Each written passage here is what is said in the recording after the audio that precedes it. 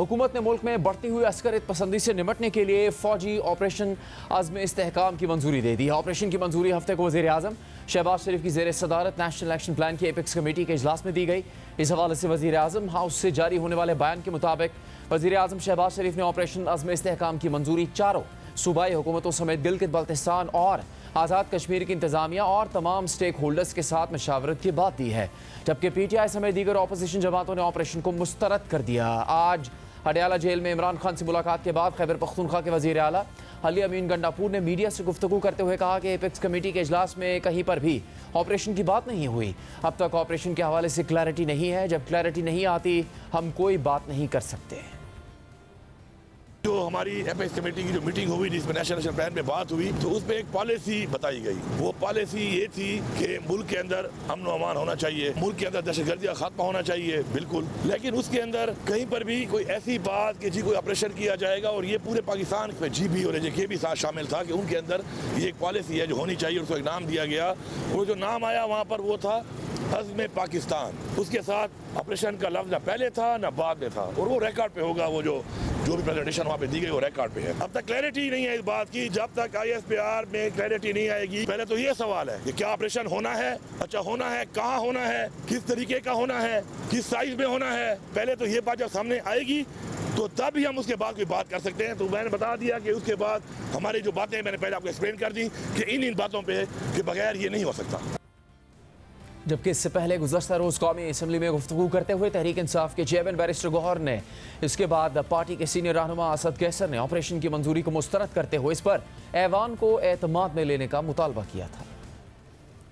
Apex committee कर रही है कि हम इस्तेहकाम में ऑपरेशन शुरू करने जा रहे हैं मिलिट्री, उसके हम खिलाफ हमने यही आवाज़ उठाया है कि कोई भी ऑपरेशन हो, चाहे वो जनरल हो, चाहे वो इंटेलिजेंस स्पेसिफिक हो, चाहे वो किसी भी सूबे में हो, इससे पहले इस ईवान ने उसके पैरामीटर्स तय किए हैं। इतना बड़ा फैसला करने जा रही है वफाकी हुकूमत, पहले इससे कि आप फैसला कर लें, आप इस ईमान को, उस इशू को ले आए। कोई भी एपेक्स कमेटी चाहे जितनी भी बड़ी हो वो इस ईमान को सुपरसीड नहीं कर सकती, ये सुप्रीम है। हम किसी तौर पर किसी ऑपरेशन की हिमायत नहीं कर सकते। फिर पार्लियामेंट है किस लिए? आपका डिफेंस मिनिस्टर बैठा रहता है, अपनी दुख सुनाता रहता है, और जब इतना बड़ा फैसला हो रहा है तो उसमें पार्लियामेंट को इत्तेमाद में नहीं लिया जाता। ऑपरेशन बहुत हो गए हैं। मैं सिर्फ ये पूछना चाहता हूँ कि आज तक कौन सा ऑपरेशन कामयाब हुआ है, उसके नतीजे क्या निकले हैं? इसी तरह हम अपोजिशन रहनुमा जमीयत उलमा इस्लाम के सरबराह मौलाना फजलुर रहमान ने भी ऑपरेशन की मुखालफत करते हुए कहा कि ऑपरेशन अज़्म इस्तेहकाम दरअसल ऑपरेशन अदम इस्तेहकाम साबित होगा। इस वक्त मुल्क में रियासत के रिट न होने के बराबर और इन्होंने अब ऐलान किया है कि हम अज़्म इस्तेहकाम ऑपरेशन शुरू करेंगे। ये अदम इस्तेहकाम ऑपरेशन है जो पाकिस्तान को और कमज़ोर करेगा। अवामी नेशनल पार्टी ने भी ऑपरेशन पर तहफ़्फ़ुज़ात का इजहार करते हुए इसे मुस्तरद कर दिया है। NP के रहनुमा मियां इफ्तिखार हुसैन ने आज गवर्नर खैबर पख्तूनख्वा फैसल करीम कुंडी के साथ बैठकर मीडिया से बात करते हुए कहा कि ये एकतरफा फैसला है, किसी को भी एतमाद में नहीं लिया गया। ऑपरेशन इस्तेहकाम पाकिस्तान के हवाले से जो फैसला हुआ, हमें उन पे शदीद यानी तहफ़्फ़ुज़ात हैं। ये एकतरफा फैसला है, किसी को एतमाद में नहीं लिया गया है। हमारी पार्टी का एक मौक़िफ़ है। अब तो सूरत हाल ये है कि लोगों का न मुज़ाकरात पे यकीन है न ऑपरेशन पे यकीन है। इस हवाले से हुकूमत ने यह मौक़िफ़ इख्तियार किया है कि वो ऑपरेशन पर तमाम स्टेक होल्डर्स और पार्लियामेंट को एतमाद में लेगी। वफाकी वज़ीर इत्तलात अताउल्लाह तारड़ ने कौमी असम्बली में तकरीर के दौरान PTI पर तनकीद करते हुए कहा कि ऑपरेशन अज़्म इस्तेहकाम काबीना में भी आएगा और इस ऐवान में भी, मगर देखना यह होगा कि इसकी ज़रूरत क्यों पेश आई। PTI तालिबान को वापस लेकर आई, उन्हें सवात में बसाया। ये नहीं चाहते कि तालिबान के खिलाफ इस मुल्क में ऑपरेशन हो। कल अज़्म इस्तेहकाम की मंजूरी हुई, काबीना में भी आएगा, इस हाउस में भी आएगा, मगर इसकी जरूरत क्यों पड़ी? शेम लगाएं, क्योंकि ये वो लोग हैं जो तालिबान को वापस लेके आए, सवात में बसाया। ये तालिबान के हक में नारे लग रहे हैं, इसी हाउस में से लग रहे हैं।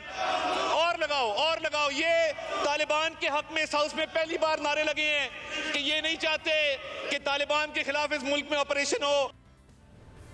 दूसरी जानिब साबिक गवर्नर सिंध और नवाज शरीफ और मरीम नवाज के साबिक तर्जुमान मोहम्मद जुबैर के एक हालिया बयान पर भी PTI और मुस्लिम लीग नून आमने सामने आ गए। मोहम्मद जुबैर ने गुज़श्ता दिनों मेज़बान काशिफ अब्बासी के सामने दावा किया था कि इमरान खान के खिलाफ तहरीक अदम एतमाद से तकरीबन 2 माह पहले नवाज शरीफ और जनरल बाजवा में बातचीत शुरू हो चुकी थी। लंदन में खुफिया मुलाकातें हुई थी जुबैर साहब? मुझे ये तो नहीं पता कि किस तरह से मुलाकातें हुई थी, बट मुझे ये पता है, I can be very very 100% sure about it. Vote of no confidence का वो जो फाइल किया गया था मार्च की 8 तारीख को, उससे तकरीबन 2 महीने पहले जनवरी में जनरल बाजवा की बातचीत शुरू हो गई थी। और आई एम नॉट श्योर कि उनकी मुलाकात, बट हमने सुना था कि उनकी मुलाकात 1 या 2 मुलाकातें भी हुई हैं नवाज शरीफ साहब के साथ। मोहम्मद जुबैर ने दावा भी किया है कि मुस्लिम लीग नून ने जनरल बाजवा को नवंबर 2022 में एक और एक्सटेंशन देने की यकीन दहानी भी करवा दी थी। कहा गया था कि जी हम आपको एक और एक्सटेंशन दे देंगे नवंबर 2022 में।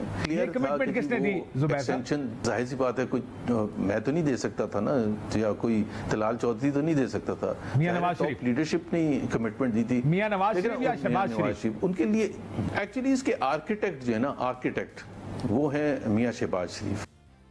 मोहम्मद जुबैर के दावे पर तहरीक इंसाफ का सख्त रद्द-ए-अमल सामने आया है और वो ये मौक़िफ़ इख्तियार कर रहे हैं कि मोहम्मद जुबैर के बयान ने इमरान खान के बयानिए की तस्दीक कर दी। मोहम्मद जुबैर के बयान पर PTI के तर्जुमान रऊफ हसन ने सुप्रीम कोर्ट से मामले पर नोटिस लेने का मुतालबा करते हुए कहा है कि मोहम्मद जुबैर का बयान बानी PTI के बयानिए के मुताबिक है। सुप्रीम कोर्ट मोहम्मद जुबैर के इंटरव्यू का आज खुद नोटिस ले और मामले पर इंक्वायरी कमीशन तश्कील दिया जाए।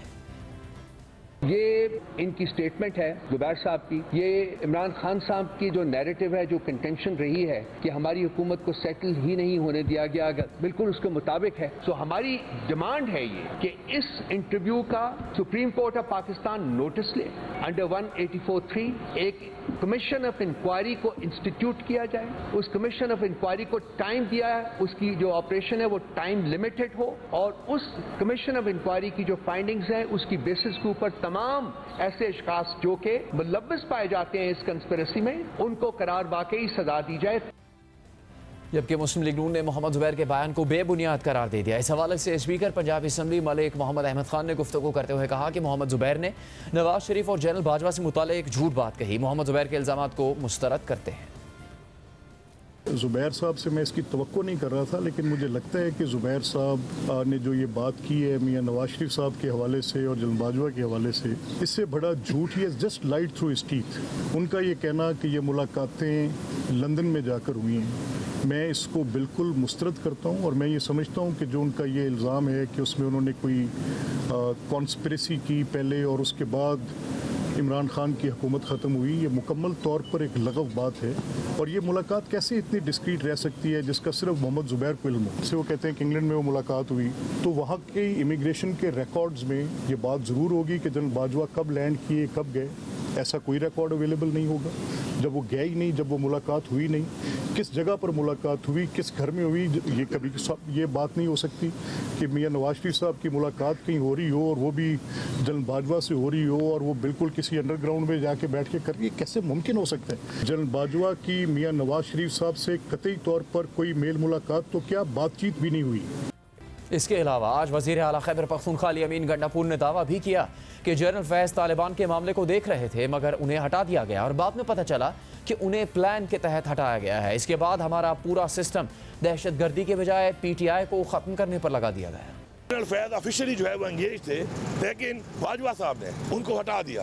और बाजवा साहब इमरान खान को कहते थे कि ये एक बेहतरीन चीफ ऑफ आर्मी स्टाफ हो सकता है। इमरान खान साहब ने कभी किसी को नहीं कहा, ना ही उनका कोई प्रोग्राम था किसी को बनाने का कि किसको बनाएंगे। जबकि इमरान खान साहब ने उस वक्त भी कहा कि ये मौका नहीं है इसको हटाने का, लेकिन बाद में ये सामने आया कि उसको हटाने की जो वजह थी वो बेसिकली जो एक प्लान बना हुआ था इनका नवाज शरीफ के साथ या अमेरिका के साथ, उन्होंने इमरान खान की हुकूमत गिरानी है, तो बेसिकली ये उस वजह से उसको हटा दिया गया।